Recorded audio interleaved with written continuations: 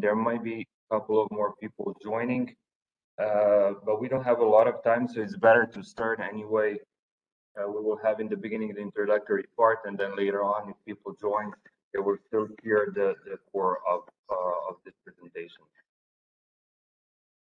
Basically, I would like to say good morning to everyone joining us from the team that organized this session, and from the team who is in this or that way involved in the implementation of this call.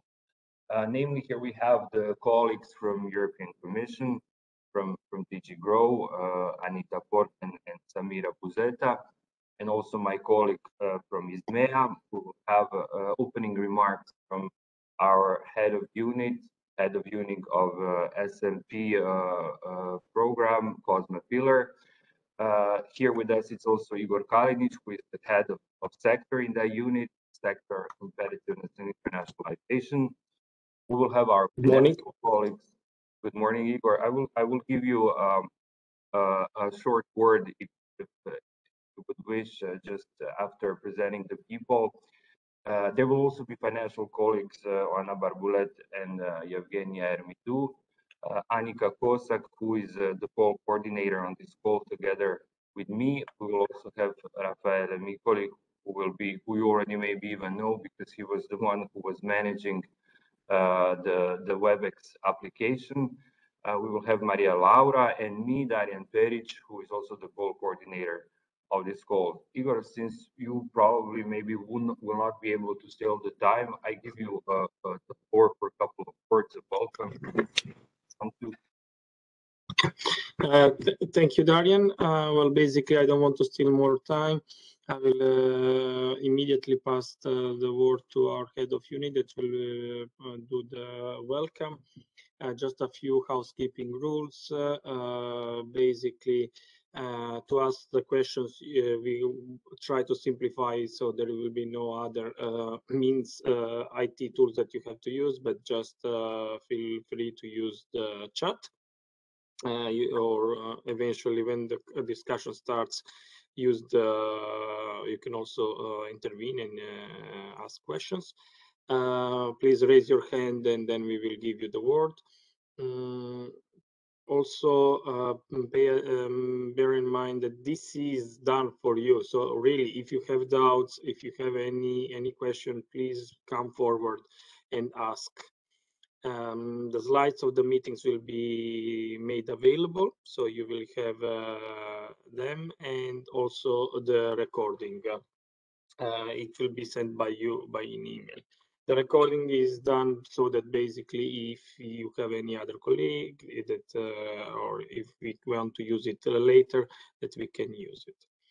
After the whole of this, we will ask you just with a very, very quick evaluations survey that will be sent to you after the event, just to tell us what worked well or what didn't work well or what could be improved. So just for the good management of the public money. But basically, I think this was everything from my side. Of course, keep your microphone off.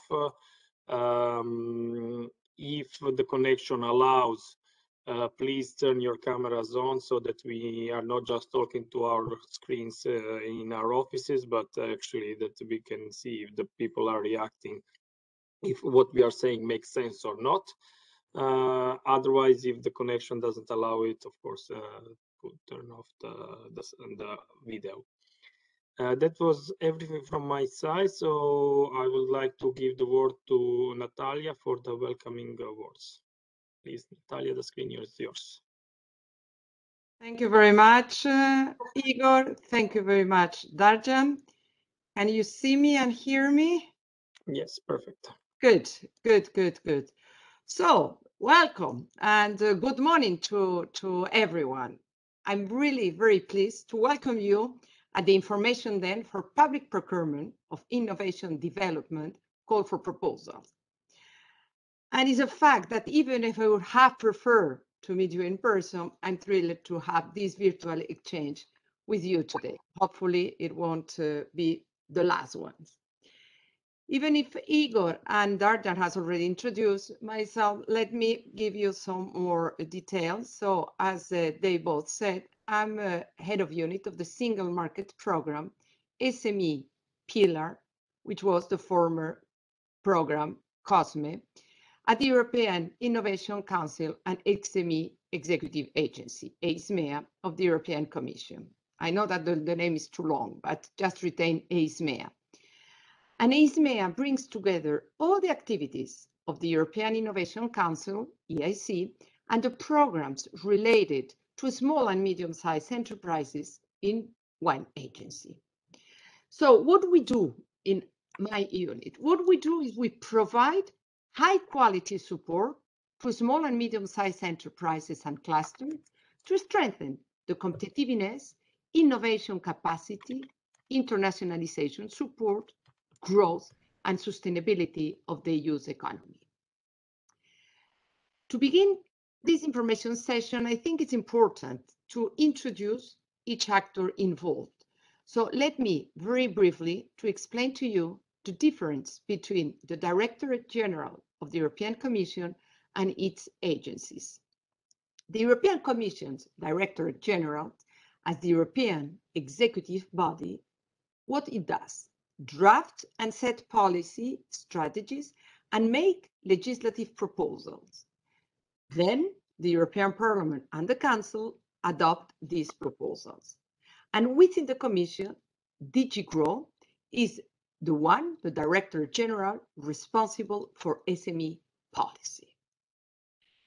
And what the agency does. So in contrast, the European Commission agency, such as us, EISMEA, what we do, we manage the funding programs that help implement this policy strategy. So as you can see, agency and Directorate Generals, we work hand in hand daily to ensure that the result of EU-funded projects have an impact on policy. And as you can see, both are directly related. So once the role that each of us play is clear, hopefully, let me refer to the role of EISMEA in supporting SME and small, medium-sized enterprises, and in managing this called supporting public procurement of innovation.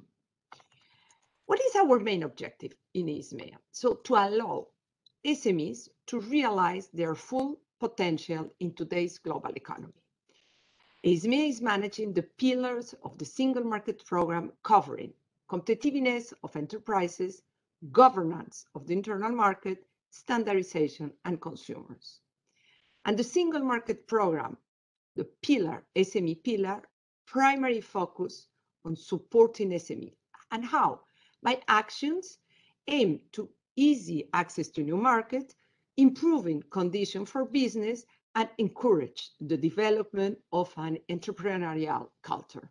So in short, the Single Market Program in the EU is the EU funding program to help the single market reach its full potential and, of course, to ensure Europe's recovery from the COVID-19 pandemic. But maybe you may ask, but what exactly is EISMEA? How EISMEA is supporting SMEs? Via grants and service contracts. So within its funding programs, the EU acknowledges the importance of strategic public procurements in general and procurement of innovation in particular. Accordingly, we are funding several actions targeting this crucial topic, and in particular, 20 million euros have been allocated to support public buyers all over Europe. Public procurement has significant potential in tackling the need for accelerated transformation of our economic system. And this is even more relevant in the current COVID recovery context. Public procurement is also the right tool to strengthen innovation and competitiveness in general. I hope that everyone knows that the public sector can play a crucial role in helping companies, particularly SMEs, overcome a well-known market failure, finding the first group of customers for their innovative product and services. At EISMEA, we are going even further, and we are focusing to help, support, and accompany SMEs in this twin transition, becoming green and digital. So I would like to take this opportunity and invite all of you to visit and regularly check our website to stay tuned about current and future funding opportunities and get information about ongoing projects and initiatives that could be, why not, relevant for you. And this leads to what brings us all today here, the recently launched call for proposal, Public Procurement of Innovation Development, a call looking to contribute to the transition toward a more competitive, digital, greener, and social economy. With a budget of 4 million euros, this call has been open since last 27 January 2022, and there's still plenty of time to submit proposals since the deadline is next May 3. But please don't wait until the last day to avoid possible problems or IT. So I truly hope that today's session will provide you with the necessary information to submit a successful proposal. And in particular, what are you going to learn about today? The call policy context, its objectives and expected results, how your proposal will be evaluated. We also provide you with some tips to submit a good proposal, and of course, there will be time to answer any of your questions. And last but not least, we should not underestimate the excellent opportunities this event offers to network and look for collaboration with other, why not, potential applicants. So let me conclude by saying that I'm convinced that this Info Day will clarify many questions you have regarding this call. And it is an important step to achieve a clear understanding of the call objective to submit a successful proposal. But as another key ingredient of an excellent proposal is building strong consortium. So, you know. So we hope that this information session may also serve as an opportunity. Why not? And maybe you could meet potential partners. And quoting businessman John Chambers, at least 40% of all business will die in the next 10 years if they don't figure out how to change their entire company to accommodate new technologies. And working together, we can help SMEs drive. So I wish you a very, very fruitful Info Day. I, again, thank you for your potential interest in applying to the call. And finally, the best luck with your application. I will pass the floor to Igor and to Darjan. Unfortunately, I cannot stay with you. I have to attend another meeting, but believe me, you are in the most capable hands of my colleagues. So thank you very much, and good luck on your proposal. Igor, please, the floor is yours.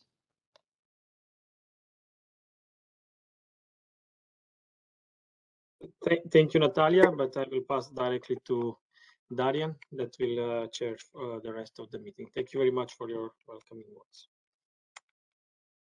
Thank you, Natalia, for this very warm welcome. Thank you, Igor, also for the welcome that you did. Basically, before we start the first presentation, basically just maybe to sum up what our head of unit already said. Basically, the purpose of this session is to help you. It's to facilitate your future application. We will present the call. We will present the elements of your application.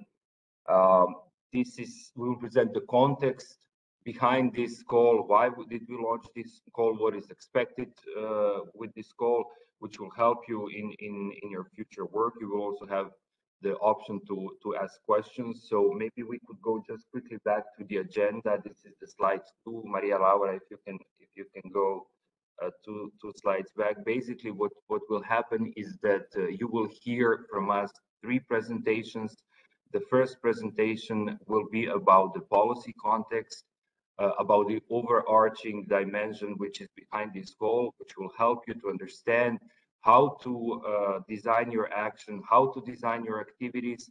And maybe what I would tell you immediately is, if you have the option to actually have the call text next to you or on your computer, it will be much easier to follow, because we structured the presentations in a way that they go linearly with the call text. So it will be easier for you to take notes. It will be easier for you to follow and to understand what we are talking about. And essentially, the first part of this presentation that will be done by my colleague, Anita Port from DG Grow, is relevant for the section 1 and section 2, meaning the background, the objectives, and the scope of this call. Then we will have the presentation that I will deliver on the call text itself, where I will explain everything about the call and all the elements about your application. We have noted all the questions and the notes that you have given us when you were registering, and we incorporated these points in our presentation. However, of course, if you have any questions, you are free to post them in the chat. You will see that your microphones are muted, so you will be basically posting your questions in the chat. When you are sending the questions, put everyone in this little square too. Otherwise, we will not be able to see them. We will collect all these questions and answer them in the end of this session. Final part of the presentation, the third part of the presentation, will be delivered by our colleagues from the financial team. And basically, they will be speaking about the financial aspects of your application, meaning how to translate your action, your activities into the budgetary table. So if there will be also questions there, feel free to ask them in the chat. We will collect all the questions and we will answer them in the end. Basically, this is it from my side. You see the agenda here in front of you. Housekeeping rules we recalled, and now I would like to give the floor to my colleague from DG Grow, Anita Por, who will, as I said, speak about the policy context behind this call. So I would invite you to follow this also on the call text itself. Basically, this is very relevant for the sections 1 and 2 of the call. Thank you very much. Anita, the floor is yours. Yes, welcome everybody. Does everybody hear me good? Yeah. I'm here with my. I'm here also with my colleague Samira Busetta, which is joining me from my team. We work for DG Grow in Directorate C. It's called the Directorate Investment. Recently, there's been a reorganization, and we work for the unit Public Procurement C2 as a part of that Directorate C investment. So DG Grow sees public procurement as an investment in the internal market. I think that's already an important point I want to share with you. And then we will go to the next slide, please. Oh, yeah, you just, our unit has also a website where you can find all information about public procurement policy. So you can use that as textual information. Next slide, please. Yeah, public procurement in the EU is, of course, very important. It's 14% of the GDP, and it's an enormous amount of money to invest in the internal market. The public spending through public procurement is regulated by different directives. Of course, the standard public procurement directive, the utilities directive, the concessions directive, and the defense directive. Next slide, please. And here you see an infograph of how our team is placed within the European Commission. I put this graph because this is a reality for us, but I think most of you working in the part of innovation procurement will recognize this, as innovation procurement is really a cross-cutting topic, cutting through several categories and working together with a lot of internal stakeholders. So this is a graph that is true for us.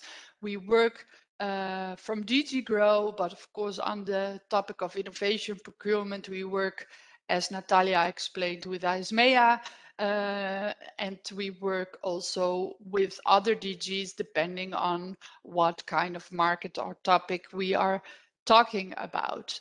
In the outer ring, you see a little bit the actions, or you see the actions we do to promote innovation procurement in Europe, and you see it's kind of holistic approach. Next slide, please. So now we go a little bit more deeper into the definition of innovation procurement as to be understood in the context of this call. Procuring innovation is public procurement in the sense of the directives aimed at developing or purchasing innovative solutions. What are innovative solutions? Innovative solutions are highly improved business cases for performing public services, and these can include works, products, and services itself, or new ways of working or organizing them. So it can see to the product itself, but it can also see to organizational processes around deploying these products. Next slide, please. Why is innovation procurement so important to our DG, and why is it so important to the internal market? Well, innovation is key to the economic recovery, the twin green and digital transition, and the resilience of the EU. Public procurement is the main channel for most public investment in the recovery times and the Recovery and Resilience Facility.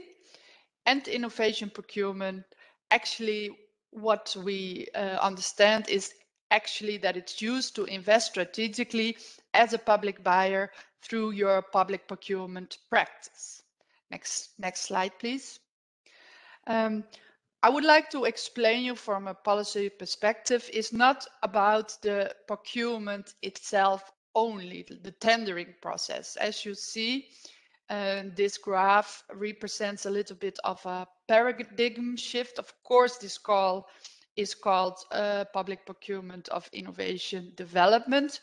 But what we would like to communicate through this slide is that the preparation of the tender, but also the actual deployment and implementation of the innovative solution is very important to us in terms of procurement of innovation. So you will see the old paradigm is focusing more on the compliance on the tender and then maybe wait till the next tender to be performed, but you have to understand the public procurement of innovation in terms of these calls also sees to the preparational process, needs assessments and bringing parties together, the tender itself, of course, but the contract execution is also very important. Will the product be deployed and how are stakeholders working together to manage that?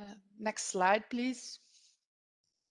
So the general objective of the call, you can read them in the document if you have it close to you, is pulling up the internal market through innovation, stimulating so the transitions toward a more competitive, digital, greener and social economy can take place.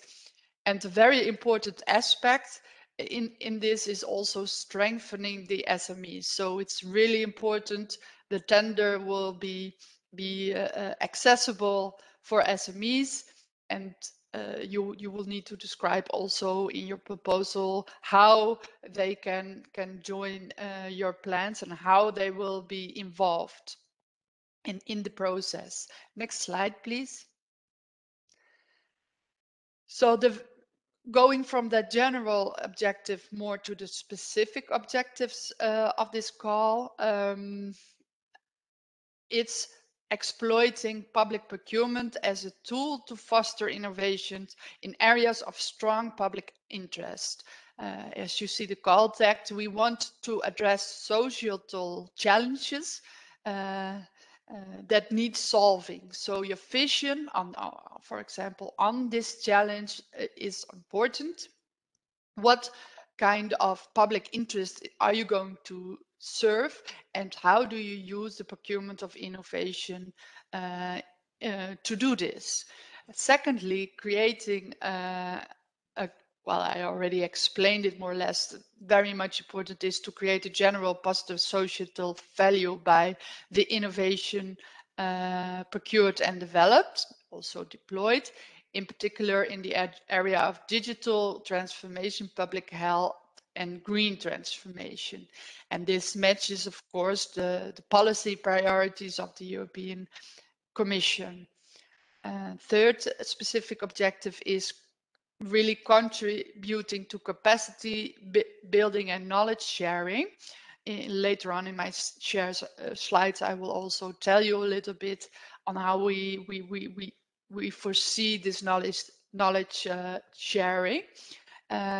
So it's really important also to describe not only the actors who are going to perform the procurement, but also how the knowledge that will be developed through this call will be shared with others. Next slide, please. Oh, yeah, so yeah, you can do them all 5. There are 5, and then I forgot to take that out. So you will see that the proposal describes 5 important themes where we expect you to elaborate on. And the first is create a clear vision on the societal problem that needs to be solved through this procurement of innovation. Of course, again, we told that you need to describe how it will positively affect SMEs ecosystems in the EU. The call is also focused on developing critical mass on the buying side, as this mass, procurement of innovation is, of course, not a cheap enterprise. And so we think that working together and developing critical mass will give a better business case to be able to do the procurement of innovation. So that's an important theme as well. The fourth one is that is also connecting to the slide I showed you before. It should have solid plans in terms of procurement strategy, needs assessment, but it should also have already a solid plan or a solid strategy for the actual realization and implementation of the innovative solution in the public organizations working together. So your plan should describe the whole business case. The last one contains that your proposal should focus also on solid plans for scalability and replicability by other buyers.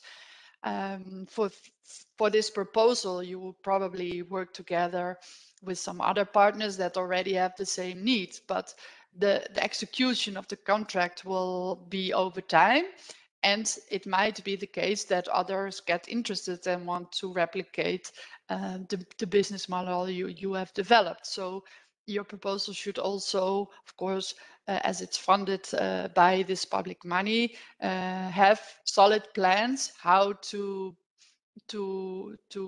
give this information to others that are that are willing to replicate. Next slide, please. And Samira, also maybe before we go to the platform, do you have any additions right now, Samira? Not on my side. Okay. Yeah, just pop in, and if maybe with the questions, because it's a bit difficult for me to give the presentation and read, but we can do that later. I would like to inform you about the digital tool that actually our department is developing. That's why this text is inserted in the text call. It explains that we are building a collaborative digital buyer community where public buyers can work together, share information, develop joint knowledge and joint action from their own initiative or by the initiative of the Commission. And this tool will be used as a communication tools for the action the Commission undertakes to stimulate the uptake of innovation procurement, but actually more general public procurement in the EU, bringing together relevant and interested communities. The platform will be operational by the end of 2022. Well, of course, the text of this call is written a little bit earlier. So what I will do now is take you through the latest state of play of this collaborative tool. So next slide, please. So why are we building this digital community and what are its objectives? The digital community is meant to be a distributive digital network on public procurement. And it's focused on public buyer to public buyer interaction to facilitate that.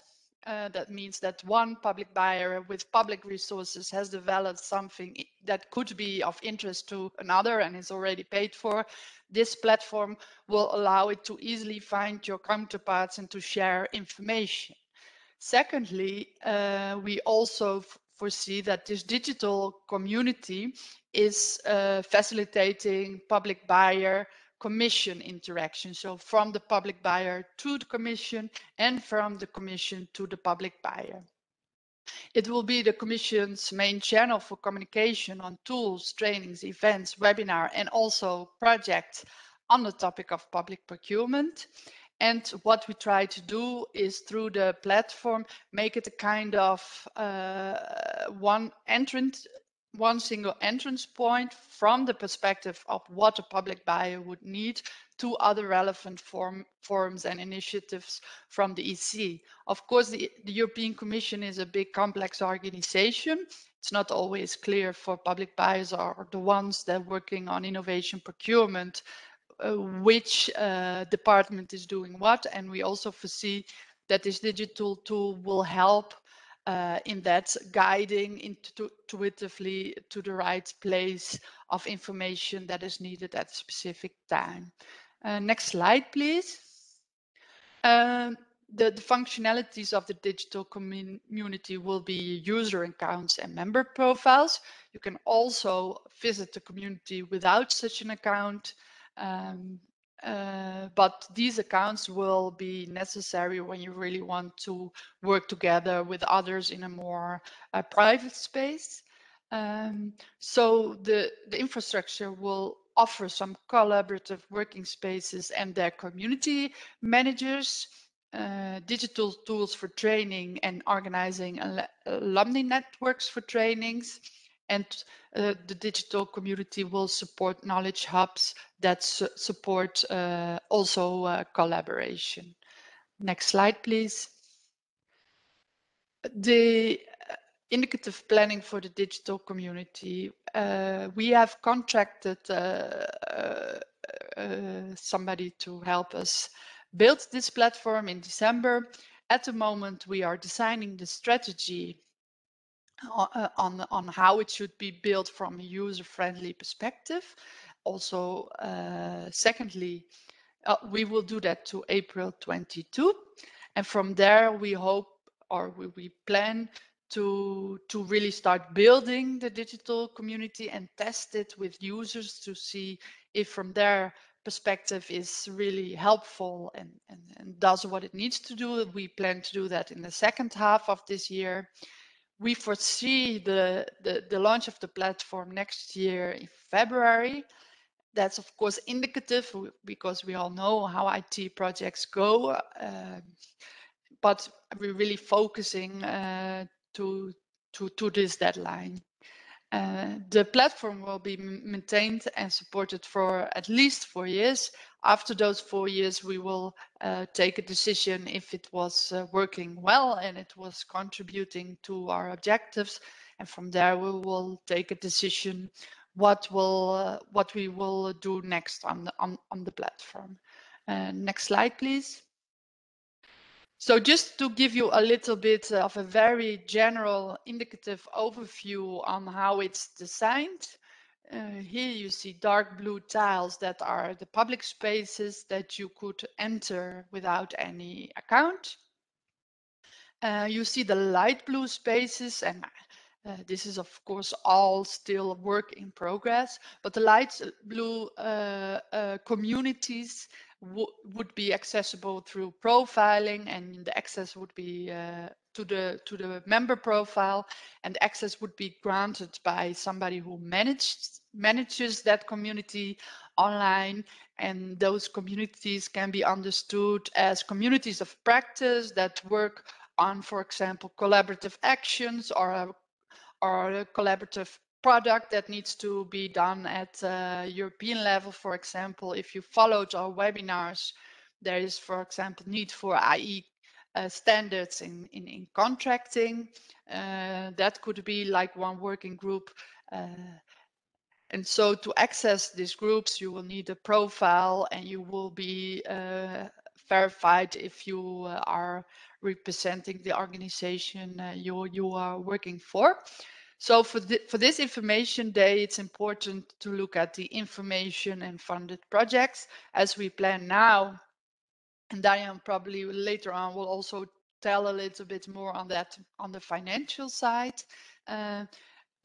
We foresee that there can also be an information page or information sharing of the projects that we fund through this platform. So what is important for you is that you find the resources to create content. And I believe, but Diane will explain it later on the financials, there is no funding foreseen to actually have your own website or fund that with the grant. So I think, is the next slide? No. Okay, so this was my part. I don't know if Samira has anything to add from this moment. No, everything is clear. Thank you, Anita. Okay, is there already a question? Or Diane, should I give the floor back to you? Thank you, Anita. I think that it's better that we collect all the questions and answer them in the end, so that we can also have time to put them on paper so that everyone can see them, so that they don't get lost in the chat. Basically, now we're going to start with the second part of this presentation, which as I said, I will deliver. And basically, my part is divided in three parts. In the first part, I will be speaking about the content of the call document. So I will be explaining different sections of the call documents. I hope that you have already had time to read it through. So then this will give you further explanation if needed, or if not, it will give you the context and the base, so that then when you read it and reread it, it will be much clearer for you. The second part will actually be the content of your application. So what are the elements of your application? What are the mandatory, let's say, elements that will have to appear, what you will have to submit to us?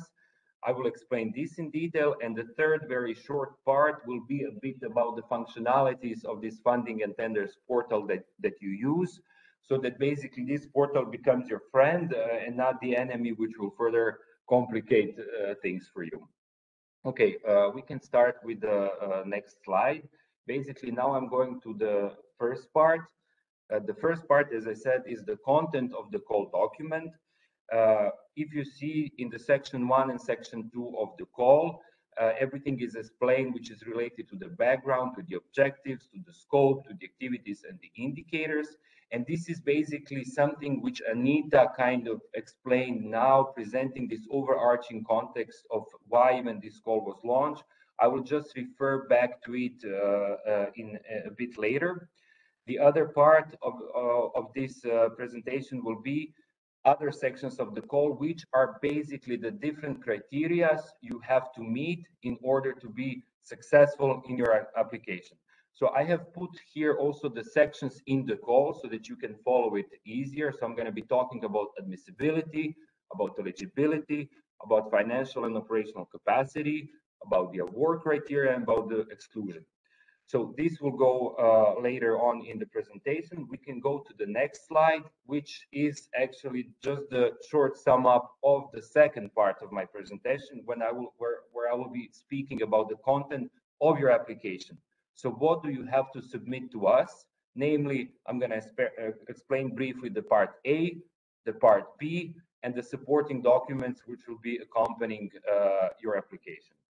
And then in the next slide is the third part of my presentation, where, as I said, I will just briefly explain some of the functionalities of Funding and Tenders portal that you use, so that it's a bit easier for you to navigate, and so that you know where you can find support, where you can find the manuals, where you can find even the videos, which will help you if you are not familiar with this IT tool. Okay, if we go now to the next slide, I'm coming back to the first part of this my presentation, which is content of the call document. As I already said, section 1, section 2 present the background, present the objectives, which my colleague Anita already talked about. They present the scope, they give the indication of the activities and indicators. So this is something which is giving the overarching context of everything for you to understand what you have to do, what you have to keep in mind when you are drafting your applications. Basically, I put in here always this like question. I'm going to read it now. What is the nature of the call? What do we want to achieve? What is the policy context within which your action will be developed? What are the objectives that you have to meet with your action? What are the priorities you have to address? So basically, these are your questions that you have to have in mind when you are reading the call, and especially when you are reading the section 1 and section 2. So basically, what you will find there is that the action has to be developed around these 5 objectives. So these are the objectives which you see in the beginning, which Anita presented. And this is important because, if you see in the brackets, it is going to be evaluated within the relevance criteria when the evaluation committee will be doing the evaluation.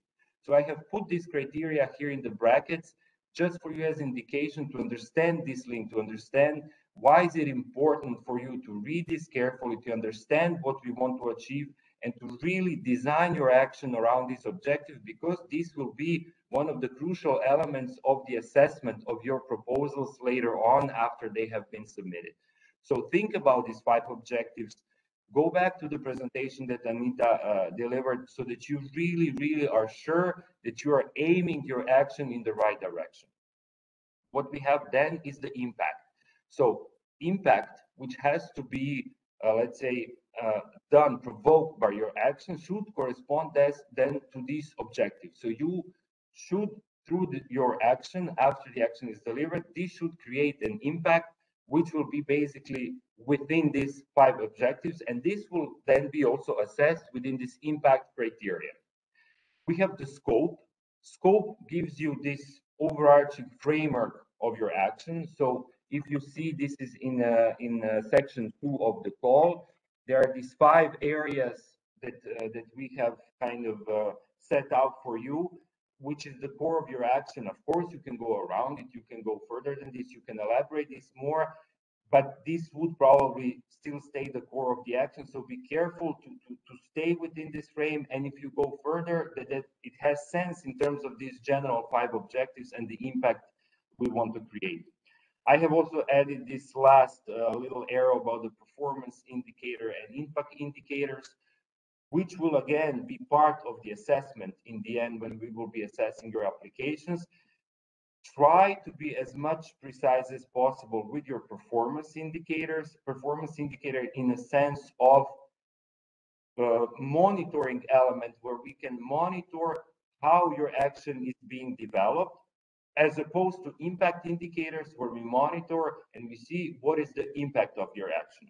So the more you elaborate, the more you develop, the more ambitious these indicators are, the better this would be theoretically then assessed through, again, you see impact criteria for impact indicators, or quality criteria for the performance indicators. So this was, again, a bit of elaboration of what Anita already explained. So now we can go to the next slide, where we go to further sections, which are the criteria. Maria Laura, you can go to the next slide.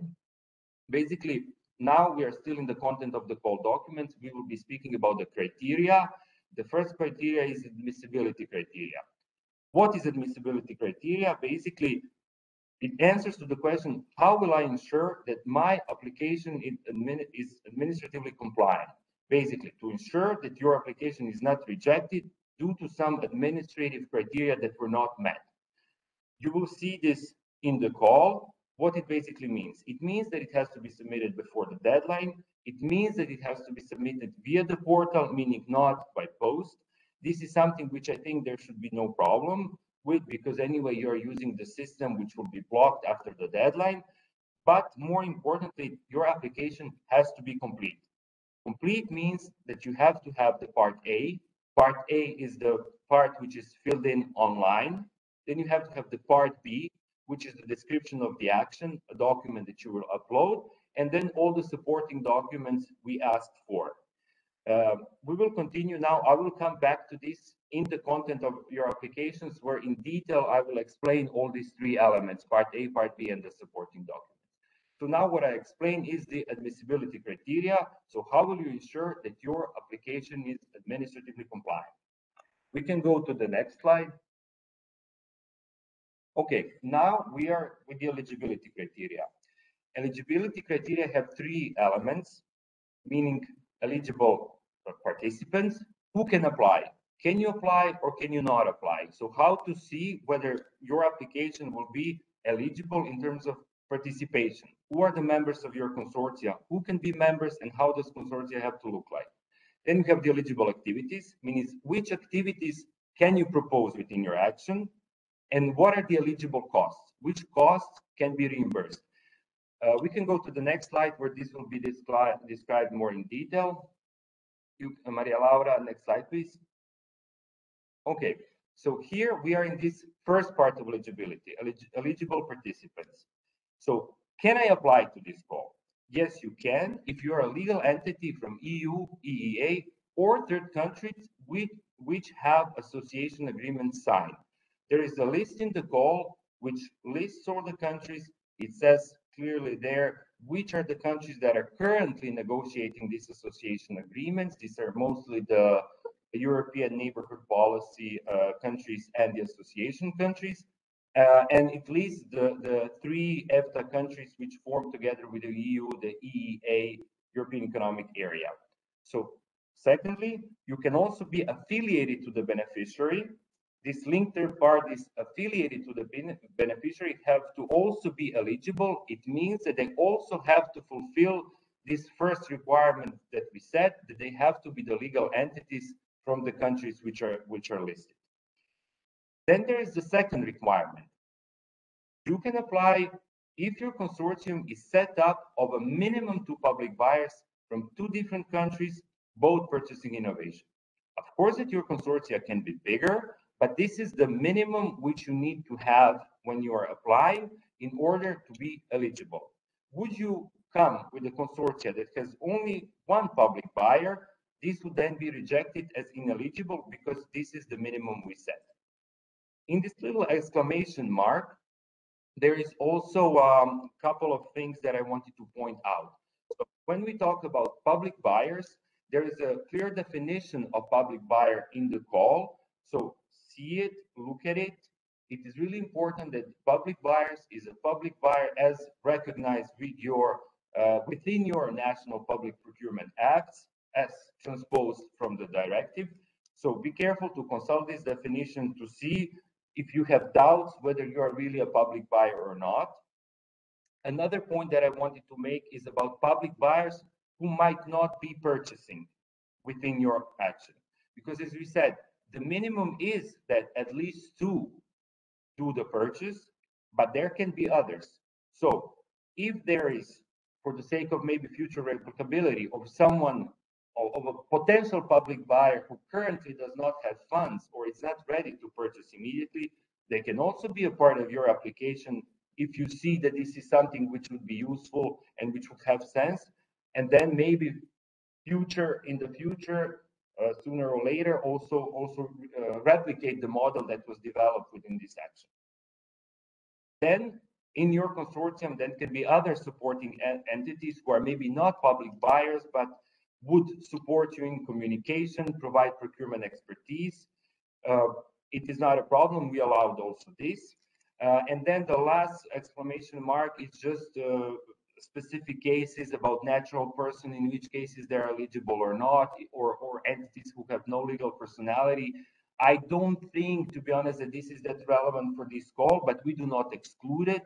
I will not explain it in detail because it is explained in detail in the call. I just wanted to emphasize this. We can go to the next slide. I'm talking now. No, so we were talking before about the eligibility of applicants, of participants, of entities. What are the conditions? Now I'm talking about eligible activities, meaning which activities can you propose in your applications. So basically, we didn't want to prescribe too much in this part of the call because we wanted to keep the option for you to be more creative, to provide maybe some kind of innovative approach to your application. So the only thing we said that the eligible activities are the activities which fall within the scope. And scope is what we described in section 5. So there are these 5 big elements in section 2. 5 elements in section 2, where you read them. Basically, I would say that the core is the procurement procedure itself.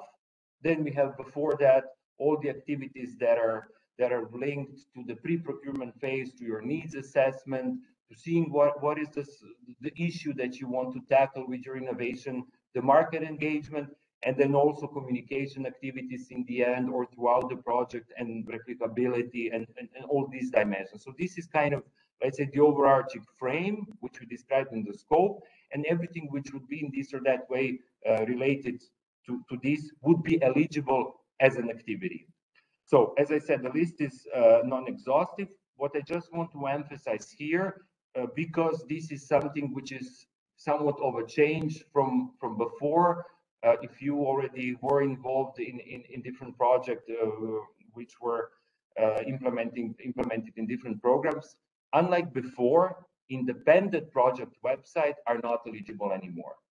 This is also why Anita presented this digital space that we are developing, because this is now a tool that you can use also for the promotion of your project or any other communication or replicability activities, as the independent project website will not be eligible to be reimbursed. We can go to the next slide. Okay, this is the third part of this eligibility criteria, which is related to eligible costs, meaning which costs can be reimbursed. I'm not going to go into details here because there will be a presentation from our financial colleagues who will really in detail explain this. So now we can go basically to the next slide and the next criteria, which is the financial capacity and operational capacity criteria, which are described in detail in section 7 of this call. So financial capacity. Applicants must have stable and sufficient resources to successfully implement the project and contribute their share. How will this assessment will be done? Firstly, based on your declaration, and here I want to say that in the funding and tenders portal, there is the self-assessment tool where you can insert the figures from your turnover and everything which will be asked from there, so you can have the idea. And then later on, if your project is successfully evaluated, before signing the contract, there is another check which is done by us through the portal, but not by us, our agency, but another agency. However, what I want to say here is, because this is very relevant for you, because the core of your consortia will be in the end public bodies, that the financial capacity check is not done for public bodies. Another criteria is the operational capacity criteria. And here I pointed it out because this is also something new, something which is a bit different to how we did it before. Basically, operational capacity is related to the know-how, to the qualifications, and the resources that you need to have to implement the project. Basically, the team that you will propose, a composition of your consortia, we will check the CVs within the assessment of the team that you propose in your application. What is the difference comparing to what we had before? Assessment is now done within the quality criteria, which means that you will for this get points. Before, this was assessed as a yes or no. So you either had the capacity or you did not have the capacity. Now there is a gradation. So someone with a better team will get better points. Someone with maybe some kind of issues within the composition of the consortia or the expertise provided could get less points. So this is why I'm pointing this out, because it's new to what we have before. We can go to the next slide and to the next criteria, which is described in the call in section 9. Award criteria is basically how will your application be assessed. And there you will see there are 3 criteria in the call, the relevant, okay, I see one little mistake that I did actually in the call when I was drafting the call. It's not a big one. Basically, okay, we have 3 criteria: the relevance, the quality, and the impact. And within the quality, there are these 2 sub-criteria: project design and implementation, project team, and cooperation arrangement. So this project team and cooperation arrangement is actually referring to this operational capacity that I have spoken about before in the previous slide. What I see as a mistake, and this will be corrected and it will be posted on Funding and Tenders portal, there is the issue with the criteria 2, which is my lapsus. The criteria is called quality. So the description of the criteria is correct in the call. However, the title is incorrect. So the correct title is quality. We will fix this, and it will be shortly posted in the Funding and Tenders portal. Basically, you see here the points for the relevance. Relevance is, if you remember from the previous slides of my presentation, mostly responding to the section 1 and section 2, how good you were in your application when responding to the overarching context of this call, to the how good you are in responding to the 5 objectives that are set, and how good you are within the scope of what we wanted when we were drafting this call. 30 points. Then the quality, 30 points for the project design, meaning your work packages, the deliverables that you propose, what is the methodology when you propose, and then team and cooperation arrangements, again, 30 points, and 10 points for the impact. We spoke about the impact. You remember the performance, the impact indicators that you will be proposing, and in general, description of the impact, even qualitative, that you have proposed in your application. How ambitious it is, how ambitious it is, how clear it is, and how much elaborated it is. Okay, we can go to the next slide, which is the last set of criteria. Basically, the last set is the exclusion criteria, again in section 7, and they respond to the question: in which situations are you excluded from receiving EU funding? The exclusion list is in the call text. I just put a couple of examples, basically situation of bankruptcy, breach of tax obligation, grave professional misconduct, fraud, corruption, etc. Basically, of course, that if the entity is in one of these situations, they cannot receive the EU funding. Okay, we can go to the next slide, which is actually the beginning of the second part of my presentation, meaning the content of your application. In the previous part, I explained the different sections of the call. Now we'll just say a couple of words about the content of your application. So this is in a way related to the admissibility criteria that you saw before, but not only. So your application consists of part A, so-called part A, which are the administrative forms filled online, part B, which is the core, which is the description of your action, and then there's the supporting documents. So now we can go to the next slide. Well, I will explain this part A. So part A is filled in directly online. There is no uploading, so you will not write something in Word, transform it into PDF, and then upload. It will be directly filled in online, and it consists of general information where you will put the title, the abstract of your call, the declarations, etc. Participants in the consortia, so you will be putting in the names, the addresses, the contacts, the departments, etc. of the members of your consortia. And the third part, which is the summarized budget. So it is just a general, relatively small table of the budget per main categories, and this summarized budget will reflect the detailed budget, which is a big table that you will see in the supporting documents.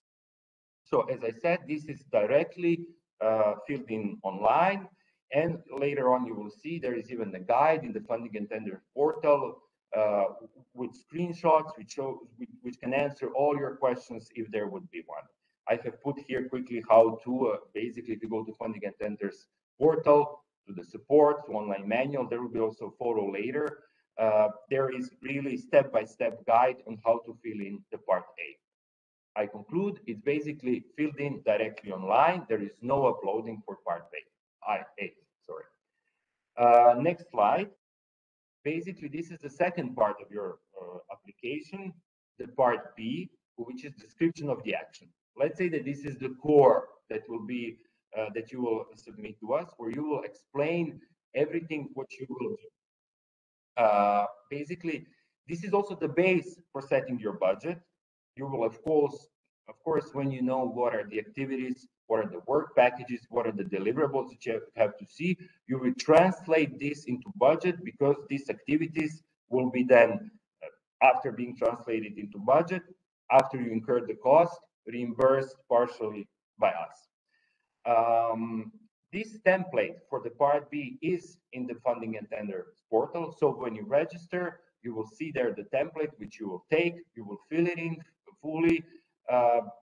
Every section of this part B has a kind of in comments what you have to describe in each of the sections. So I will not go into details because everything is there.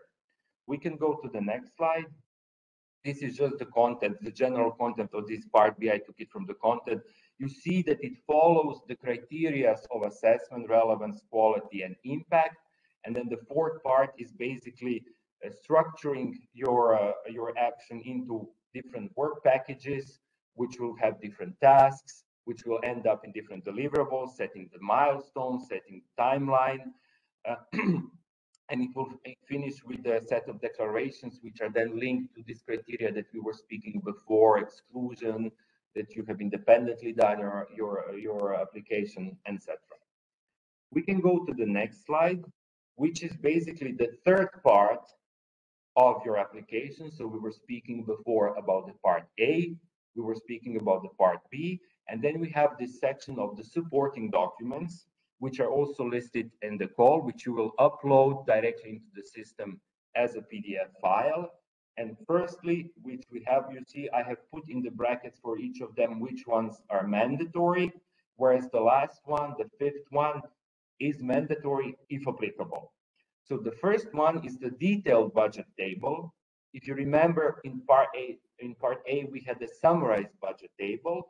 Basically, this is the detailed budget table, which is a mandatory annex. You also have the template in the funding and tender portal when you register to the call.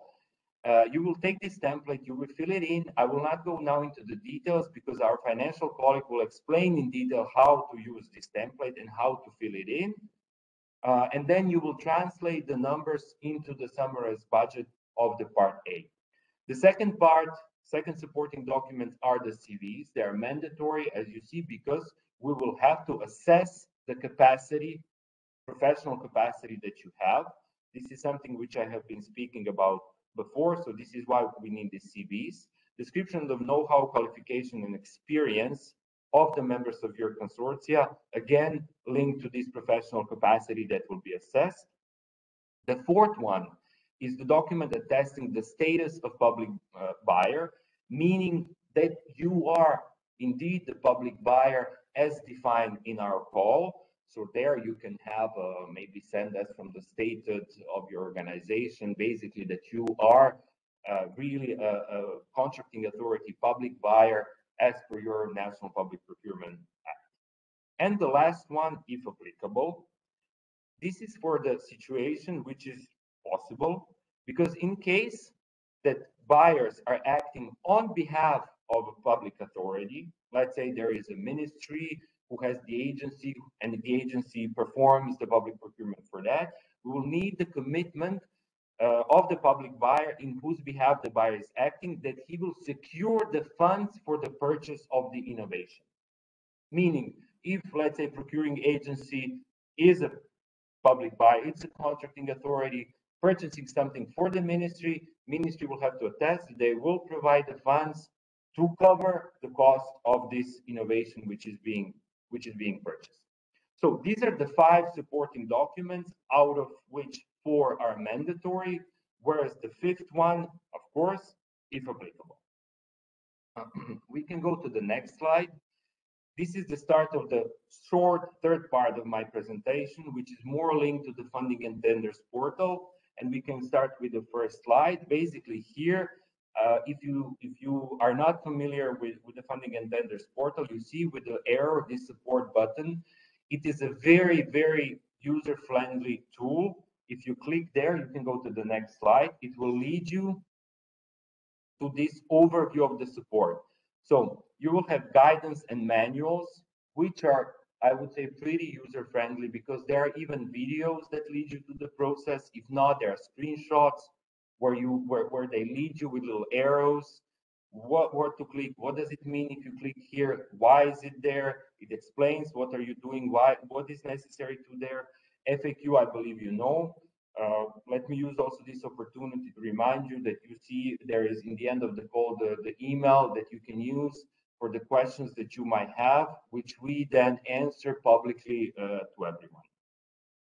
Here in the help desk support services, you also have contact points for issues that you would have with the tool, meaning digital issues, not those related to our call specifically. But if you think there is an issue, you are not able to register, there is a problem with your PIN of the organization, PIN number of the organization, you can also contact the IT help desk here. We can go to the next slide. This is just now, okay, it's kind of small so you don't see, but basically this is how step-by-step guide looks like when you are filling in, for example, your part A. You can see here, they show you basically a screenshot of what you actually see from your side and what does it mean if you click here, how to click there, etc.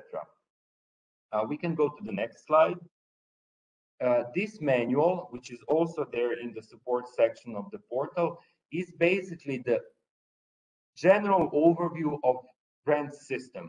So here, if you feel that you would need this information, you can go really from the beginning, from the application stage, finding the call, all the way to the actual implementation of the grant agreement would you be awarded, where you basically can see in detail the things that I have explained now, but also much more than this. So when the amendment is needed, how the evaluation looks like, how does the implementation of the grant agreement looks like, how the grant will be prepared after you are being evaluated. So if you want, you can also consult this, not even only for this stage that we have here for our call, but in general, if you have a grant agreement being implemented with the European Commission on one of the EU agencies. We can go to the next slide. This is a functionality in the portal.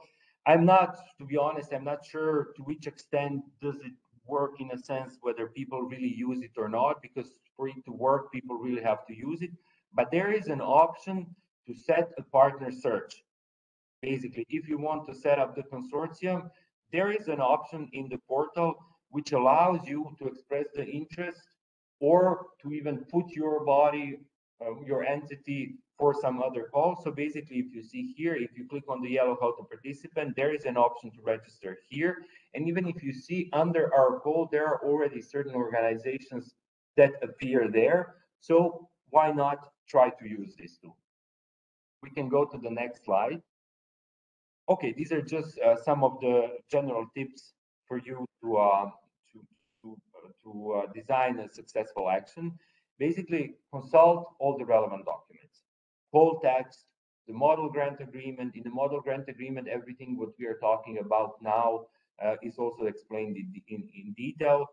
All the manuals that you have, of course, I understand that it's difficult to read these hundreds of pages, but at least to consult, or if you think you have an issue, you can also ask us. or you can consult all these manuals that are there. The second thing, which we already said, FAQ, you can ask the questions if something is not clear. These questions will be publicly answered on Funding and Tenders portal to everyone. Analyze thoroughly objectives and the scope of the call, section 1 and section 2, and what Anita explained in her presentation. Think of the impact of your action, elaborate the impact. This is also something which will be assessed. And then in the end, double check whether you have addressed all the elements of the call and that your application is complete. Okay, this would be everything from my side. As we already said, you can continue asking the questions in the chat. These questions will be in the end answered in the end of this info session. And now, before we go to the third presentation, which will be related to the financial aspects of the call and your applications, we can have a short break of 15 minutes so that you can regain your concentration back. I hope that so far this is useful. You can think also throughout your break if there is something which you would need more clarification on. This would be it. This would be everything from my side. Basically, then we can meet again here in 15 minutes, and we will continue with the financial presentation. Thank you very much. We will have our financial colleagues presenting the financial aspects of the call and your application. So the questions that are there will be answered in the end, including the ones about the digital platform. So I will give the floor now to Oana, my financial colleague, who will present the financial aspects. Thanks, Oana. Thank you, Darian. Indeed, myself and Evgenia my colleague will present the financial aspects of the call, and at the end, as you said, we will answer possible questions related to how to prepare your budget. So we can start with the first slide. I will just briefly tell you how we will structure the presentation. It will have 3 parts. The first one will be dedicated to the form of costs and the eligibility of costs in the call. And you will see that the grant will allow a budget mix of actual costs, unit costs, and flat rate elements.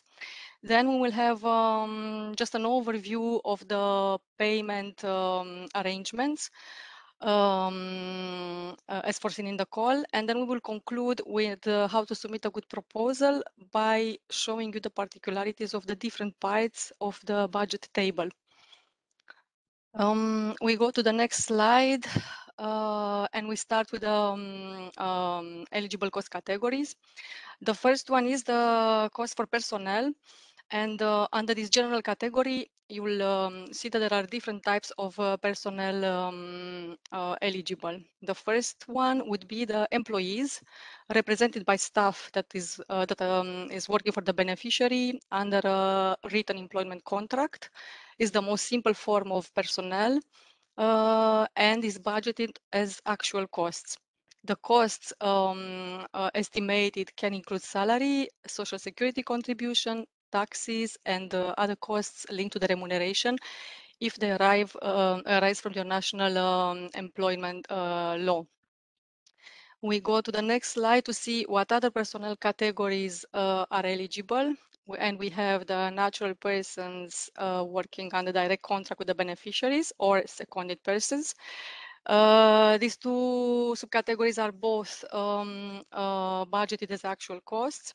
And there are some conditions to be fulfilled for this cost to be eligible under a personnel category, meaning that the person that is working for the beneficiary has to work in similar conditions as an employee, in particular regarding the way their work is organized or the task they perform, the premises where they work, and the result of their work is belonging to the beneficiaries unless it's otherwise agreed with the beneficiary. The next slide is showing the last eligible category of personnel, It's the one for SME owners working for the action and not receiving a salaries, or the natural person beneficiaries that are not receiving a salary. This category, you have to pay attention because it's budgeted as unit costs, and the basis for you to calculate the unit cost is either detailed in the Annex 2A of the future grant agreement or in the Commission Decision 7115.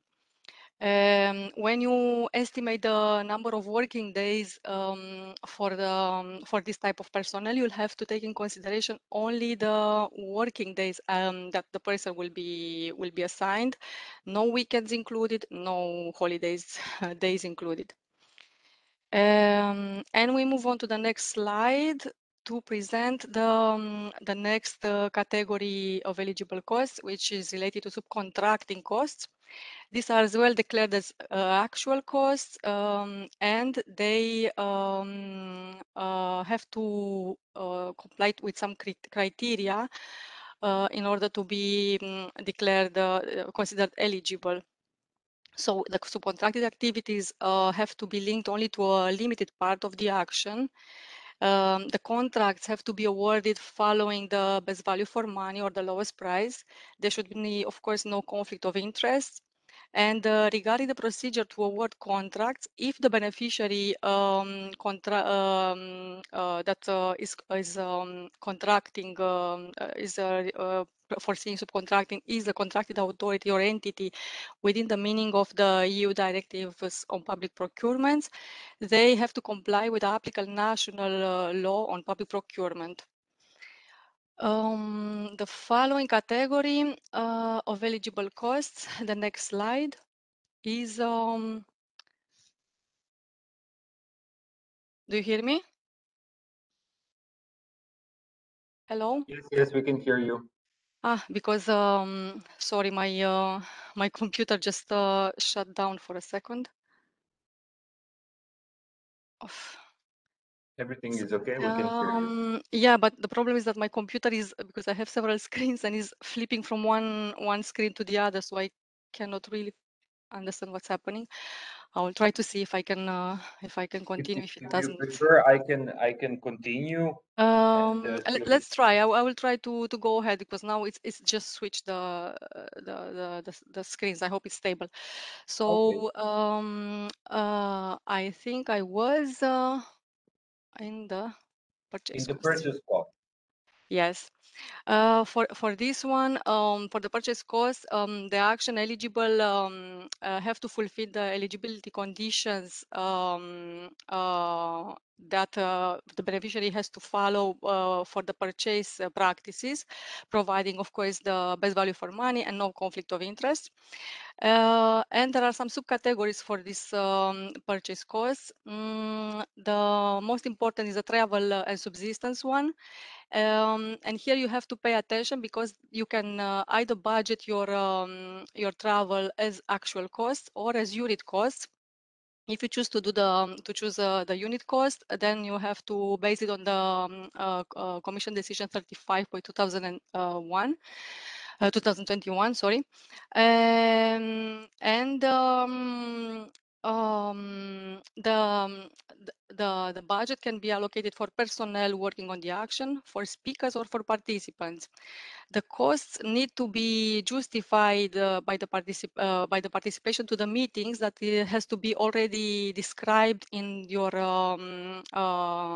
annex for the detail for the description of actions. So it has to be, you have to be careful when you detail the budget in the budget table, that it has to be aligned with what you described already in the technical part of your proposal.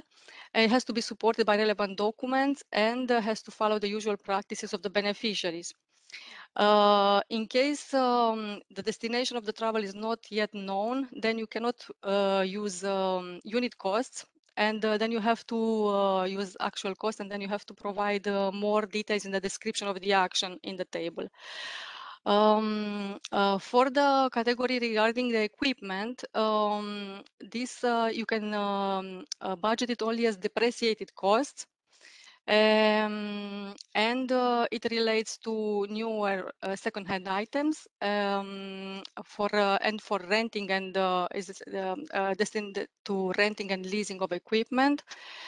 And the costs have to be recorded in the assets of the beneficiary following their usual practices. Remember that only a portion of the costs will be taken into account for the depreciation and is the one that corresponds to the duration of the action and the rate of the actual use of the item intended for the action. We go to the next slide. And we have under purchase cost, we have another category, other goods and services, as well budgeted as actual costs. And then for this, you'll have to know that they have to be purchased specifically for the action, these costs, these actions, and they have to ensure the best value for money. On the screen, you can see some examples of eligible costs under these categories. But as Anita and Darian, I think they both mentioned earlier, for example, for the costs for separate project websites, this cannot be included under this category. Instead, communication costs for presenting the project on participants' website or for social media accounts are considered eligible under this category. And then here you can see that there is also an option for certificates and financial guarantees if required. Usually the certificate of financial guarantee is a standard, has a standard threshold at the beneficiary level. And that means the financial statement is needed if the requested EU contribution is equal or higher than 325,000 at participant level. Then we go to the next slide, and we have the last direct cost category, public procurement for innovation costs, and these are declared as actual costs. This category is intended for acquisition of innovation solution, as has been mentioned before, and shall be of maximum 70% of the total eligible costs. So you cannot budget more than this threshold. The public procurement costs are eligible if they fulfill the general eligibility conditions. They are calculated on the basis of the costs actually incurred, and they are incurred for a joint or coordinated public procurement of innovation goods and services targeted by the action and described, of course, in your part B of the proposal. The procurement has to be carried out by a contracted authority or entity as defined in the public procurement directives that were listed previously by Anita. And you have to take also in consideration the national legislation regarding the public procurement acts. We move to the last category, so we go to the next slide. And this is the last cost category included as eligible in the call, is the flat rate. And for the specific call, it's of 7% applied to all cost categories that I mentioned before: personnel, subcontracting, purchase costs, and the cost for public procurement of innovation. We go to the next slide just to see briefly, as I said, the reporting and payment arrangements. As you know, the grant is going to be funding 50% of the costs of your project, and the payments foreseen will be the following. There's going to be a pre-financing of 50% of the maximum grant amount. That will be paid within 30 days from the entry into force of the grant, or 10 days before starting date, whichever is the latest. Then it's going to be an interim payment, which is linked to a technical and a financial report. And this will take place in the middle of the implementation period. So since we don't know yet, the length of the project can be between 24 and 48 months. Most likely it's going to be something like 36 months. So in the middle of this period, it's going to be an interim payment. And there's going to be then at the end the payment of the balance. And this is linked as well to a technical and financial report. Both the interim and the final payments will be implemented within 90 days from the receiving of the previously mentioned reports. And then we go to a more practical part of this presentation. We go to the next slide. And here we will have an overview of the structure of your budget table. And I will explain briefly how to fill it in. So the budget table is formed of 5 sheets. It's going to be the first instructions, and then you have a start sheet, and then you have detailed table, a consolidated table per participant, and a consolidated table per project. As Darian was mentioned before, you can already familiarize yourself with this budget table because it's available on the funding and tenders webpage of the call. But now we will go briefly to see together these parts. So we go to the next slide. The first part is called instructions. It's a very explanatory part. You will, if you read it carefully, you will know how to fill in each part that follows, how to save your template into a PDF format, and how to send it. You have to. You will notice that the budget table is broken down in cost categories and work packages. But for technical reasons, the number of work packages has to be always the same throughout the table for each beneficiary. So if you don't have costs associated to a specific work package, you just leave the lines white, blank, but do not delete them. As a general rule, you will see that when you see white cells, it means that you are required to enter data, and blue cells are calculated automatically by the formulas in the table. We go to the next slide. And then we have the sheet called start. Here you'll have to define the generic data of the project, such as project number, the acronym, the PIC. And then you'll have to add, there's a red button, I don't know how visible it is, add new work package. You'll have to number it, name it, and describe shortly what is it about, and estimate a number of travels associated with that work package. And this information will be automatically, especially the one in the headings, it will be automatically copied into the other sheets of your table. So, and most importantly, into the detailed part of the budget. We go then to the next slide, which is indeed the detailed table. Here, this one has to be filled in by each beneficiary, of course. And then you have to list the estimated budget for each cost category and work package. The costs have to be expressed in euro.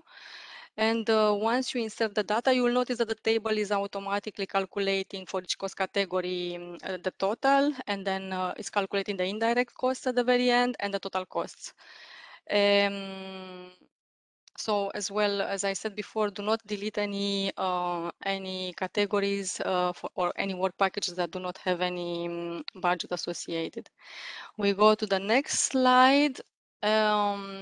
And just to say that the next slide is showing that the fourth sheet of the table, which is automatically summarizing the data for each cost category from the detailed part of your budget. So the data is transferred here per cost category. So you'll not have to fill anything in. The first part is transferred from the second sheet, and the detailed the summarized data is transferred from the detailed budget. Instead, in the next slide, the last part of your table called consolidated table per project is not automatically updated. This is showing an overview budget at the project level for all beneficiaries, for all work packages, and for all cost categories. And this one has to be assembled manually by the coordinator on the basis of the detailed budget table that has been filled in by each beneficiary. We go to the next slide. So after this overview of the 5 sheets, we will focus quickly on the detailed budget table, because here you will have to see there are some specificities for each category of costs. For example, for the personnel cost, as what you see now, you have a little scroll down menu where you can select the category of staff and indicate then in the next cells the estimated budget as at a monthly rate. And then the time that the specific person is allocated to the project. Once you insert this data, the table is calculating automatically the total estimated salary. And then what we request as much as possible is to put a description in the last column of the table, because it's indicating for us what are the attributions of this specific person, and then of course you have to say as well if the person is working also for other work packages also in the table. So please pay attention to fill as much as possible all the requested columns. We go to the next slide. For the subcontracting costs, you have to remember that the tasks to be subcontracted have to also coincide with what you have already detailed in the part B in the description of action. You have there as well a table referring to the subcontracted activities, where you have to say which of the beneficiaries intend to subcontract which type of activity. You have to provide in the part B a description of that subcontracted activities, and for which work package is going to be intended. So this data that is coming from is listed in part B has to be in alignment with the budget table, which usually is creating some problems. So that's why we want you to pay attention, so that you make sure that both parts are not having any discrepancies regarding the details. So otherwise, yes, it's you have to fill in per work package the subcontracted activities, and then of course estimate the budget. We go to the next slide. Regarding the travel and subsistence category, as we said before, you can either put the costs as unit costs or as actual costs.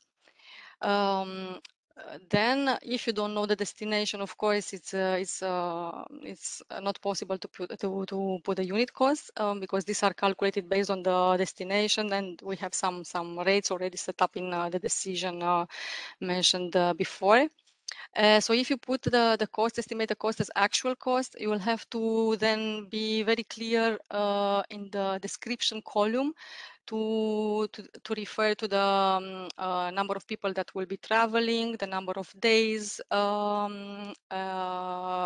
whatever other details, the number of travels, whatever other details you can provide, so that we can be able to calculate an average cost per travel, and that has to coincide with what you indicated in the estimated amount in the first column.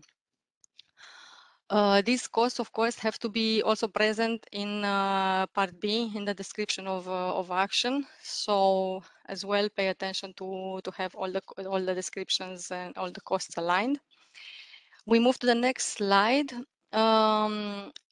which is referring to the equipment. And as we said before, you will need to estimate and declare only depreciated costs that are proportional to the actual equipment use for the purpose of the action. You'll see here that it's clearly divided. The table is clearly divided by indicating which details you have to provide, so that you arrive at this depreciation cost.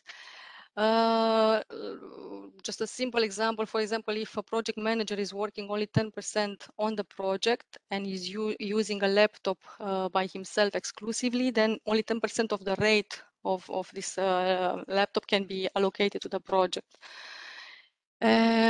We go to the next slide. for the other goods and services cost category, remember that they do not cover the implementation of the action, but the purchase itself that is necessary to carry out the action. There are already some predefined costs in the table, such as consumables. You can see there conference seminar costs. You'll have some information and publication, and of course other expenses. And then that's why you would need all the time to provide a description for these activities, because we need to know exactly where are they needed and for which work package. And the last part of the table, we go to the next slide.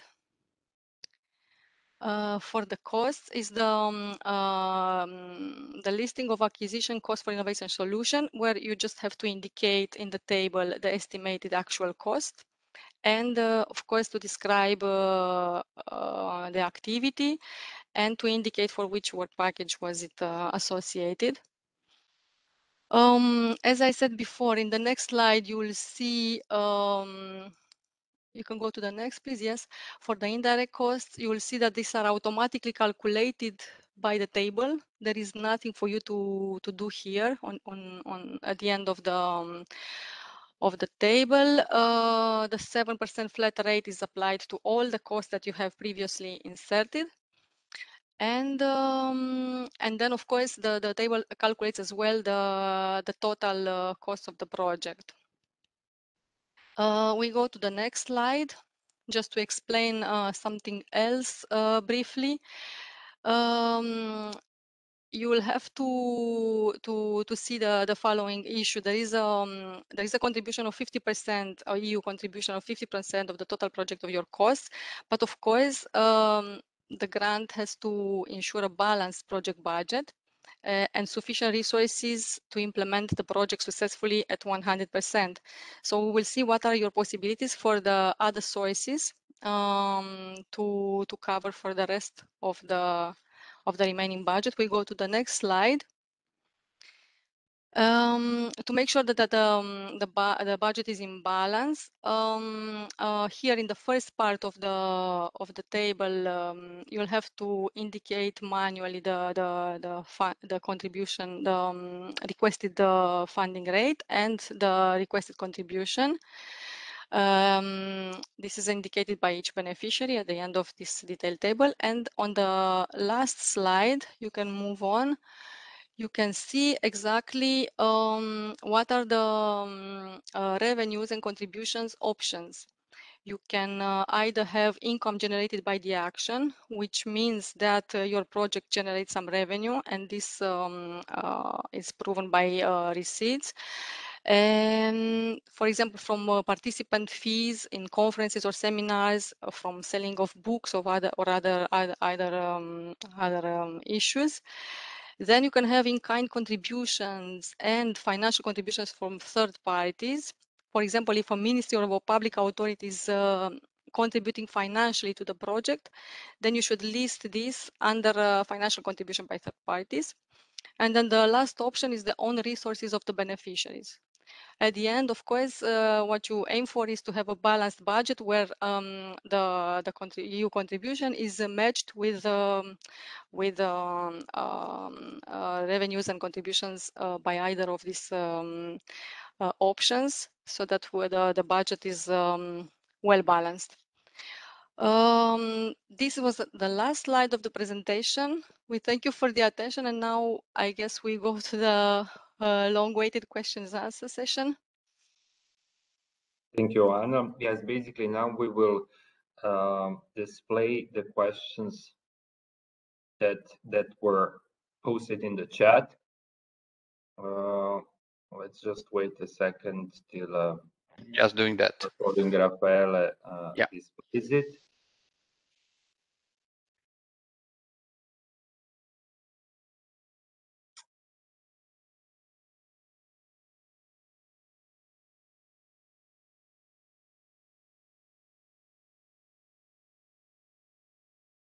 Can you all see that? Mm-hmm. Okay, we can proceed. Okay, thank you. So first question is, would you prefer proposals to focus on the one big social challenge, or can it contain multiple smaller challenges, steps within an overarching theme? I would say that this is a question for Anita. We can all, of course, contribute also to the answer. I would say that this is... C'è Webex, quando tu individi lo schermo non vedi più niente praticamente. Raffaele, can you just mute your microphone? Ah, yeah, sorry. Anita, do you want to add something on this first question? Yes, I think if you can show the question again. Yes. As the text of the call, I cannot see the question. Oh yeah, the text of the call gives 5 themes that we find important, and where the proposal be assessed through. I think the how will you achieve impact on those themes is less important to us. So to answer your question, I don't have I don't prefer a certain how. We will just look at the expected impact on those 5 themes. Yes, I would maybe just add that this is also maybe more the main variable in this is actually the nature on innovation that you will be purchasing, meaning if the innovation itself that you need is answering overarchingly one theme with smaller sections of this societal challenge, then it's going to be this. And if not, if it answers only to one, it's going to be one. But this is in no way, in a sense, prescribed, nor would it be evaluated better or worse. It will depend on the quality of your proposal. I hope this is the answer. You can, of course, continue maybe in the chat if you need further elaboration of the answer. Okay, then we have the second question. Will there be a national representative required for the community, or will it just be a general membership? So now we are talking about the communities on the digital platform. Anita, do you want to also answer this? I think the answer is clear. I answered already on the chat. Well, the community is foreseen right now in the design as an inclusive community. So everybody can at least access freely it as a website. If you want to participate in certain communities of practice, it will need a member profile. But that is just done by the person who wants to participate. It's only when you will represent your organization that there will be a verification process by the community manager if you actually represent that organization you claim to work for. Okay, we will go to the next question. Should we include the use of digital platform in the project? Okay, this was already basically partially answered by Anita. So this would be maybe my compliment to the answer. We would be happy if you would do so, and not only for us, but mostly because of you, because we provide you with a channel which you can use for promotion activities, for communication activities, for replicability activities. So yes, I think it would be also good for you if you would do it. I would also like to state clearly here that there will not be any kind of positive or negative penalties or further, let's say, additional points in the evaluation if you do it or you do not do it, because of the fact, firstly, we do not have the platform ready to provide you with the detailed information, so you would know how to really to let's say explain in detail how would you use this digital platform. And secondly, because there may be people who also did not hear in detail this presentation and will not hear this presentation in detail. So yes, if someone puts it and someone doesn't put it, we will not in any way penalize any of you. However, it would be good to put also the interaction with the digital platform in the project, in your proposal. And then how would this be done? Basically, in any case, you will be doing your promotion and communication activities. And then if you estimate a certain budget, which will in any case not be big, in one of the tasks probably related to those of replicability, communication, and promotion, into, for example, personnel costs with the person who would be in any way developing the communication material that you would use for dissemination. and then this interaction will continue with the platform. This would be very good, first of all, for your action and for the visibility and promotion of your action. So I hope that I answered this question. You can continue also in the chat if you would need more elaboration on the answer. In the meantime, we will continue to the next question. How does the consortium manage the funding award? If I understand correctly, basically the question is, it was answered. Okay, thank you.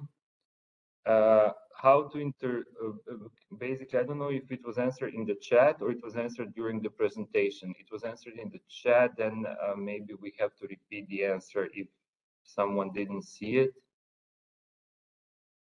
It was in the presentation. Okay.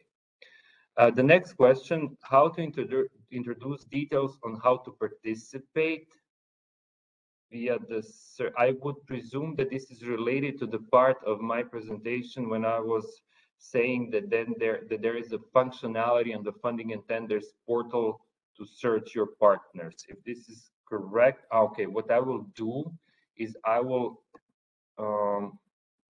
copy paste in the chat the link of the funding and tenders portal, and especially in how to, where really step by step everything is described. Can you just confirm that this was what you meant with the question, that it was related to the functionality of the funding and tenders portal? In the meantime, we will continue with the next question. Can you please explain acquisition costs of innovative solutions shall be maximum 70% of the total eligible? Okay. Basically, this is related to the fact, if you remember from Juana's presentation, there are 5 categories, 5 big categories within your budget. And one of the categories, I think it was D2, was the acquisition cost of the innovative solution. So this cost can be a maximum of 70% of the totality, meaning this category D2 cannot be more than 70% of the total, and the total covers all the categories, meaning the personnel cost, the subcontracting, the other costs which cover travel and everything, which is the role that have already been set up. I hope that this is the answer to the question, that it was understood. Maybe financial colleagues can add something, but it's related basically to this category of D2 of the innovation solution, which cannot go above 70% of the total of the estimated cost. Okay, we will go to the next question. What does the acquisition cost mean exactly? It is included. Is it including the process of procuring? Okay, so the acquisition cost of the innovation solution is just the cost of the innovation which will be supplied by the supplier, meaning the one who wins the tender. So all the other supporting costs, the actual cost of the procedure, meaning the people working in the tendering, people working on, or even not even the people, personnel of your entity working, but also maybe if you have some subcontracting costs, let's say linked to the legal expertise that you would need in your procurement procedure, all of this will be budgeted separately and it will appear in personnel costs. So to be very plastic, you're launching a procedure, personnel of your organization is launching the procedure. This will be appearing in the personnel costs. Some kind of expertise costs, which are maybe subcontracted, will appear in subcontracting costs, and the acquisition costs, meaning this category D2 that we were talking about, will be actually the cost which is invoiced by your supplier and which you will then pay for the actual innovation solution that you have purchased. This is it. Let me just see in the chat, which is the role of the companies that have already signed up in the which is the role of the companies that have already been signed up in the platform. Okay, I think if this is meant by the digital platform that we were talking about, which is being developed, there is no company. First of all, the platform still does not exist, and the companies are not basically being signed up. And in any case, everyone will be able to consult this digital platform. It will be open. Certain sections will be open for everyone, but it's mainly for public buyers, as opposed to private companies, which are mostly the suppliers. So I don't know if this is the answer to the question. For whom is the financial payment if there are two public, in this case, which is the role of the public buyers that don't buy? Okay, so first of all, the consortium has to be composed of a minimum two public buyers, and both of these public buyers have to purchase the innovation. They can purchase this jointly in a joint procurement, or they can do it separately. Each public buyer purchases the innovation separately. So the financial payment, or the payment that will be done, first of all, this will appear in the estimated budget table. So let's say 500,000 euros for the innovation solution of public buyer 1, 500,000 for public buyer 2. I'm not saying that these amounts have to be the same, of course. And then when this cost incurs means that it is invoiced and paid, then this will be reimbursed in 50% by us. So I hope this is the answer. Let me just read once more. From whom is the financial payment if there are two public buyers, in this case, which is the role of the public? In any way, the general rule is that the one who incurs the cost will report on this cost and will be reimbursed through this, reimburse these costs through the coordinator. So whoever incurs the cost will receive the payment. Let's say, the reimbursement from our side. I hope this is the answer. If not, you can further elaborate the question. The consortium has to cover the remaining 30%. Okay, I understand. So there is a confusion with this 70%, which we have been talking about before. So let me clarify it in this way. The first thing that we are talking about, because we are having two separate things now being mixed up. One thing is the reimbursement rate of the grant, which is 50%. So all the costs which will incur will be reimbursed 50%. So the totality of the costs incurred will have the reimbursement rate of 50% from our side. This is one thing. It has nothing to do with the 70% that we had before. The 70% is that the fact that the category D2 for the acquisition cost cannot be more than 70%, which means that, for example, if we had 5 categories and your total estimated cost covering all 5 categories is 1 million euros.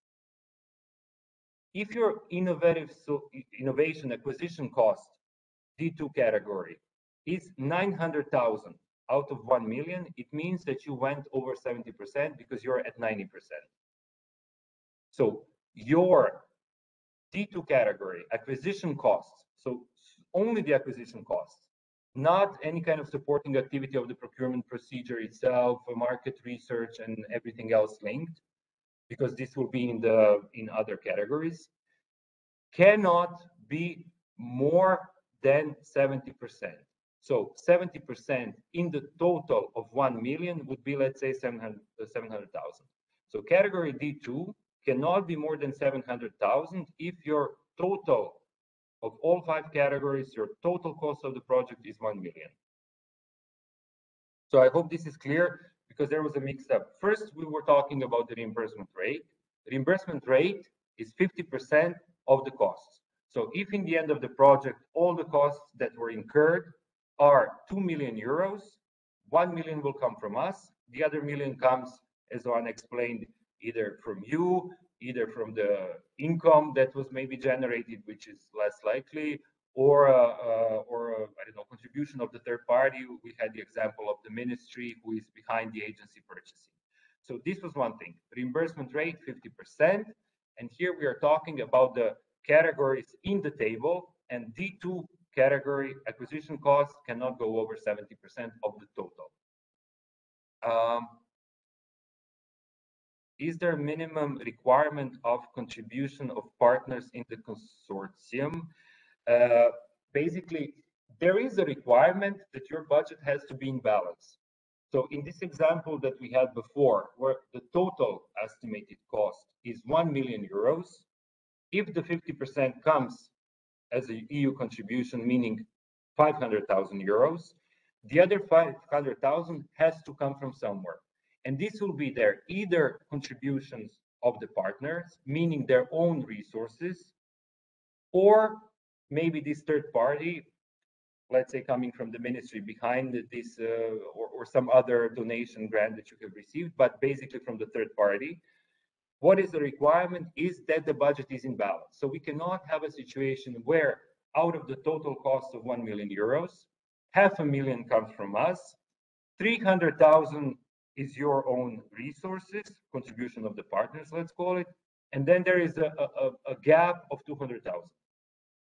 So if there are no third-party support coming there, then yes, the other 50%, meaning 500,000, has to come as a contribution of the partner from their own resources.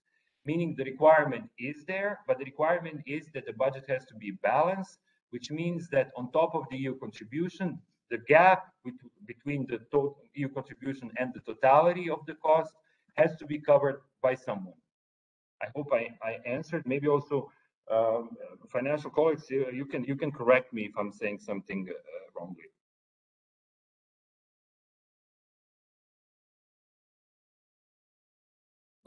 Are there any other questions?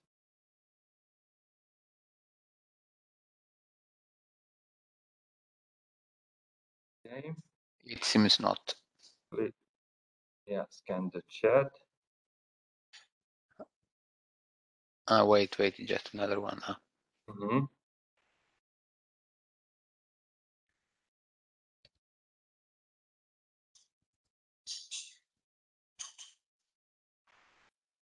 What I meant was their equal contribution with the consortium. But basically, when you're thinking about the, let's say, contribution of different beneficiaries within the consortium, each will cover his own part.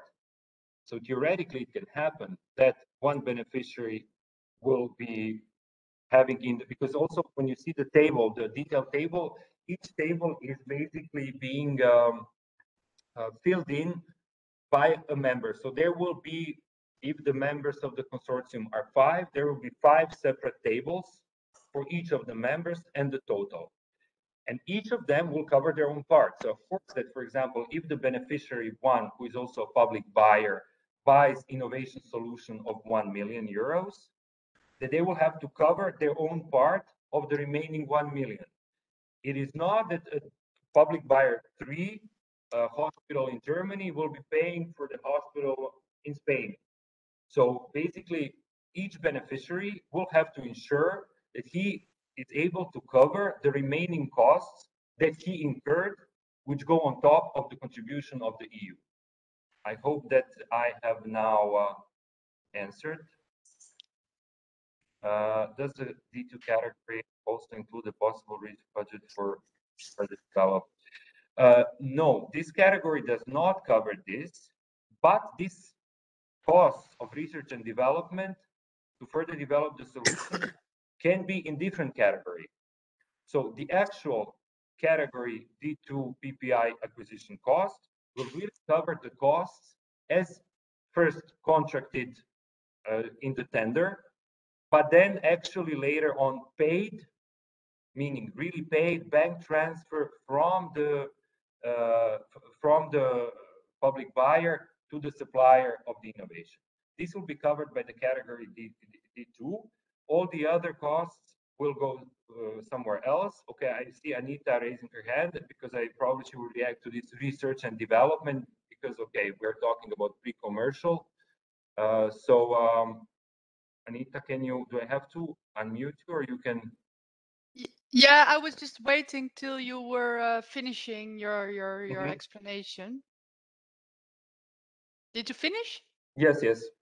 Yes, you can also read. I think should combine it with the text of the proposals, because of course there are procurement procedures like the innovation partnership that already entail the research and development, and you have procurement procedures that sees them as separate. And in the text of the call, you will see that we look for solutions that are near market ready. So we expect that they won't be the majority of the costs. Oh. So that was just my addition. That also the call text will give you some clarification on that. Where you need to put that cost, that I don't know. Mm-hmm. Okay, so to sum it up, basically, of course, yeah, research and development component is something which is maybe a bit outside of the scope of this. I mean, surely because we're talking about pre-commercial stage of innovation. But what we want to also say that all these procedural costs that are coming together with your innovation acquisition, as we said, people working on the tender, developing the tender, evaluating the tender, monitoring the implementation of the contract, accepting then the supply or whatever service, financial people who will be dealing with this procurement procedure, subcontracting for maybe market research, everything which is linked will be budgeted in different categories depending on the nature. So probably majority will be personnel costs, provided that these people who are working on this tender procedure are actually working in your entity, in the beneficiary. If not, then these costs will have to be probably subcontracted. Of course, you cannot subcontract the procurement procedure itself to someone else, but some kind of support activities can be subcontracted. Or then there are a bit of a more, let's say, not complicated, yeah, solutions. If there is like a secondment from someone to your organization, so then this will be in the personnel costs. This you can see the options in detail also in the model grant agreement and in the call. But the point here is, as we said, in D2 category, what will be budgeted is the actual cost estimation first of the costs of your innovation solution, which will, let's say, appear in the contract. So let's say if you're launching a tender for 1 million, or you're going in the competitive dialogue of a tender for 1 million for this innovation solution, you will put in the estimation 1 million. And then what you will claim will depend on the final payment that will be done to your supplier. Let's say that for whatever reason, this is a bit less. So we're talking maybe about 950,000 euros. And when this is invoiced and paid, so be careful. This is a good opportunity to stress something out. The entire procurement procedure till the end, till the payment, has to be within the duration of your action.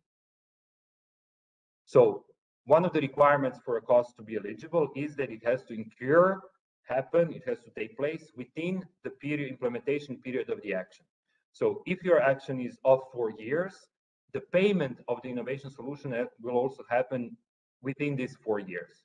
And this payment, the invoice that will be produced by your supplier that you will pay, will be actually the amount of this category of PPI acquisition in D2. I hope I answered. Maybe I hope this is now clear. We will wait maybe a minute or two more just to see if someone thinks of another question, or there is some kind of elaboration needed.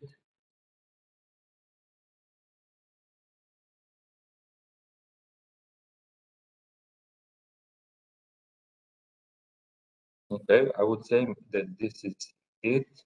In any case, if you would have additional questions, or when you're further going through the documents of the call, whatever pops up that you see that you might need the clarification for, you can always send the question and we will answer it via FAQ.